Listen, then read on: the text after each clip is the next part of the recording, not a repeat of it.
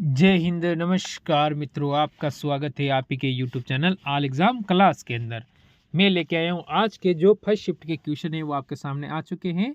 देखते हैं, एक बार वीडियो को लाइक कर देंगे और किस तरह के जीके क्वेश्चन पूछे जा रहे हैं, इससे आपका डाउट क्लियर हो जाएगा। इसमें कुछ क्वेश्चन 28 नवंबर के भी देखने को आपको मिल जाएंगे।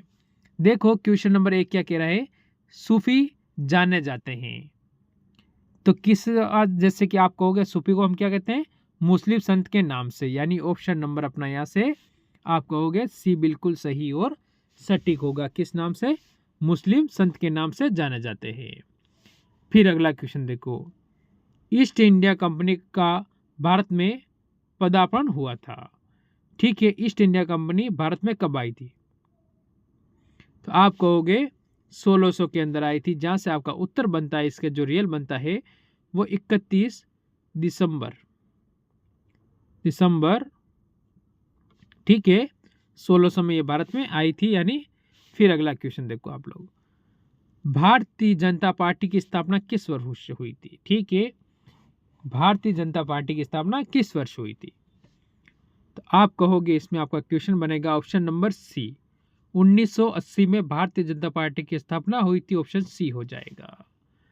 फिर देखोगे आपके सामने एक और क्वेश्चन आया है, क्या कह रहा है देख लीजिए, भारत में संपूर्ण क्रांति का आह्वान किसने किया था? भारत के अंदर संपूर्ण क्रांति हुई थी, उसका आह्वान किसने किया था? यह आपसे पूछा गया क्वेश्चन है। इसमें आप अपना उत्तर क्या दोगे? तो आप सभी अपना उत्तर दोगे यहाँ से जयप्रकाश नारायण। ऑप्शन आपका यहाँ से डी बिल्कुल सही और सटीक उत्तर हो जाएगा। फिर देखो ये हो चुका है ये अगला क्वेश्चन, निम्नलिखित में से किस देश में प्रत्यक्ष लोकतंत्र स्थापित है? ठीक है, तो आप कहोगे इसमें स्विट्जरलैंड। ठीक है, ऑप्शन नंबर अपना यहाँ से सी बिल्कुल सही और सटीक उत्तर बताओगे। ये आया आपके सामने एक और क्वेश्चन, देखिए मोस्ट इंपॉर्टेंट क्वेश्चन है, राज्यों में राज्यपालों की नियुक्ति कौन करता है? राज्यों के अंदर राज्यपाल की नियुक्ति कौन करता है? आपको पता है हमेशा राष्ट्रपति ही करता है। ऑप्शन नंबर आपका यहाँ से सी होगा, बिल्कुल सही और सटीक उत्तर। देखिए क्वेश्चन नंबर 7, निम्न में से विधान परिषद किस राज्य में नहीं है? कर्नाटक, उत्तर प्रदेश, गुजरात या बिहार? नहीं है गुजरात। ऑप्शन आपका यहां से सी हो जाएगा। फिर अगला क्वेश्चन देखो, निम्नलिखित में से कौन सा संघवाद की विशेषता नहीं है? संघवाद की विशेषता नहीं है, तो आप कहोगे सत्ता का केंद्रीकरण। क्या हो जाएगा? सत्ता का केंद्रीकरण। ऑप्शन नंबर आपका यहां से डी बिल्कुल सही और सटीक उत्तर बन जाएगा। फिर आता है आपके सामने अगला क्वेश्चन। क्वेश्चन कहता है, भारत में भूदान व ग्रामदान, ठीक है, आंदोलन किसने आरंभ किए थे? तो उसमें आपका उत्तर क्या होगा 9 नंबर क्वेश्चन के अंदर? तो आप कहोगे आचार्य विनोबा भावे। ऑप्शन अपना यहाँ से डी बिल्कुल इसमें आप सही और सटीक उत्तर अपना यहाँ से बता देवोगे। फिर देखोगे अगला क्वेश्चन, इनमें से कौन सा कथन सत्य नहीं है, यानी वो गलत है? तो आपसे पूछा गया है वर्ष 1971 में दहेज निरोधन अधिनियम बना, यही गलत हो जाता है आपका यहाँ से।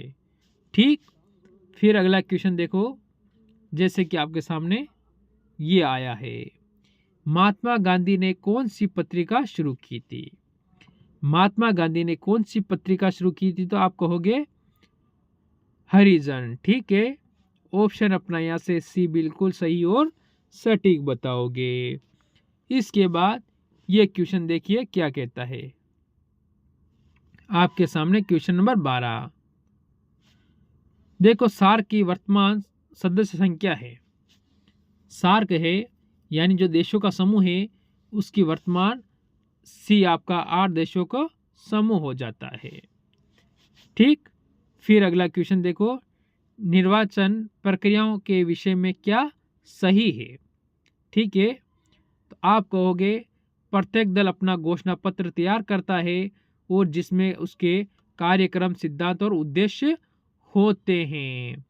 तो ऑप्शन अपना यहाँ से सी बिल्कुल इसमें सही और सटीक उत्तर इस क्वेश्चन के अंतर्गत आपका बन जाता है।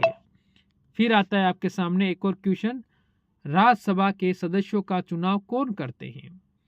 राज्यसभा के जो सदस्य चुने जाते हैं उनके सदस्यों का चुनाव कौन करता है। राज्यसभा के 12 सदस्य राष्ट्रपति द्वारा मनोनीत किए जाते हैं, बाकी का चुनाव होता है, आप कहोगे राज्यों की विधानसभाओं के सदस्य। ऑप्शन अपना यहाँ से सी बिल्कुल सही और सटीक उत्तर बन जाएगा। फिर यह अगला क्वेश्चन आपके सामने आया है, देख लीजिए क्या कह रहा है। इसका कहना है राष्ट्रीय संघ के निम्नलिखित उद्देश्यों में से कौन सा एक सही नहीं है। इनमें से एक सही नहीं है, बाकी 3 सही होगा। तो आप कहोगे शांति भंग करने वाले देशों की सरकार को बर्खास्त करना। जो देश शांति नहीं बना सकते, शांति नहीं रख सकते, उनको अपने साथ रखने से कोई मतलब नहीं रहता है। यही इस क्वेश्चन का उत्तर आपका कहना होता है। फिर देखेंगे अगला क्वेश्चन, देखो क्या कह रहा है। सिद्धार्थ ने किस धर्म की स्थापना की थी। ठीक है, सिद्धार्थ का बचपन का नाम क्या था, बचपन का नाम सिद्धांत था, उसका बड़े होने के बाद क्या हो गया, गौतम। ठीक है, क्या नाम हुआ बड़े होने के बाद उनका, गौतम बुद्ध। ठीक है, गौतम बुद्ध। ठीक है, ये आपको ध्यान रखना है। तो बौद्ध धर्म की स्थापना की थी। ठीक, ऑप्शन अपना यहाँ से बी बिल्कुल सही बताओगे। फिर अगला क्वेश्चन आपके सामने आया है, देख लीजिए क्या कह रहा है। क्वेश्चन नंबर 18 आज का, थियोसॉफिकल्स सोसाइटी की स्थापना किसने की थी। तो यहाँ से आपका उत्तर क्या हो जाएगा इस क्वेश्चन के अंतर्गत। तो आप सभी का जो उत्तर बनता है यहाँ से वो बनता है एनी बेस्टन। ठीक है, ऑप्शन सी बिल्कुल इसमें सही और सटीक होगा।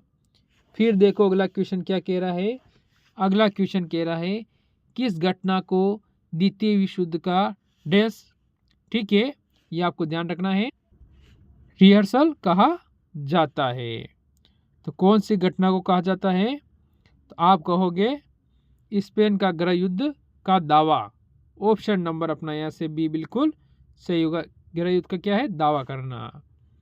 फिर अगला क्वेश्चन देखो, स्वराज पार्टी का प्रथम सम्मेलन कहाँ हुआ था। स्वराज पार्टी है उसका जो प्रथम सम्मेलन हुआ था वो कहाँ पर हुआ, यानी कौन से स्थान पर उनका पहला प्रथम सम्मेलन हुआ था। तो आप कहोगे इलाहाबाद। ऑप्शन नंबर अपना यहाँ से बी बिल्कुल सही और सटीक होगा। फिर अगला क्वेश्चन आया है किस आंदोलन के दौरान महात्मा गांधी ने असहयोग आंदोलन का नारा दिया था। कौन से आंदोलन के दौरान महात्मा गांधी ने असहयोग आंदोलन का नारा दिया था। तो आप कहोगे खिलाफत आंदोलन। खिलाफत आंदोलन यानी ऑप्शन नंबर सी बिल्कुल सही और सटीक उत्तर बन जाएगा। फिर देखो अगला क्वेश्चन, इनमें से कौन अमेरिकन स्वतंत्रता संग्राम का परिणाम नहीं है।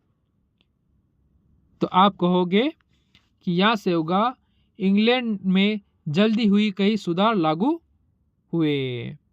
तो आप कहोगे ऑप्शन नंबर यहाँ से डी अपना बिल्कुल सही और सटीक उत्तर इस क्वेश्चन में बता देवोगे। फिर देखो अगला क्वेश्चन आया है सवर्ण आज्ञा आंदोलन की शुरुआत कब हुई थी। तो कब से हुई थी, 1929, 1931, 1930 और 1928। तो आप कहोगे 1930 के अंदर क्या किया था, नमक कानून तोड़ा था। कौन सा, नमक। ठीक है, ये आपको ध्यान रखना है। फिर ये आपका अगला क्वेश्चन आया है ईश्वर चंद्र विद्यासागर ने किस क्षेत्र में सहयोग दिया। तो किस क्षेत्र में दिया, तो इन्होंने दिया महिला सशक्तिकरण।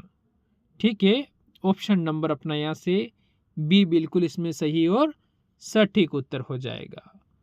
तो चलो आज के जो क्वेश्चन थे वो यही क्वेश्चन थे जो आपके लिए लेकर मैं आया हूँ। अच्छी लगी हो तो सभी लाइक करेंगे, शेयर करेंगे और ज़रूर हमारे साथ जुड़े रहेंगे। और नए वीडियो के साथ आपके साथ लेके आऊँगा शाम को मैथ, रीजनिंग और जीके की तीनों शिफ्टों का एनालिसिस। सभी को जय हिंद, जय भारत।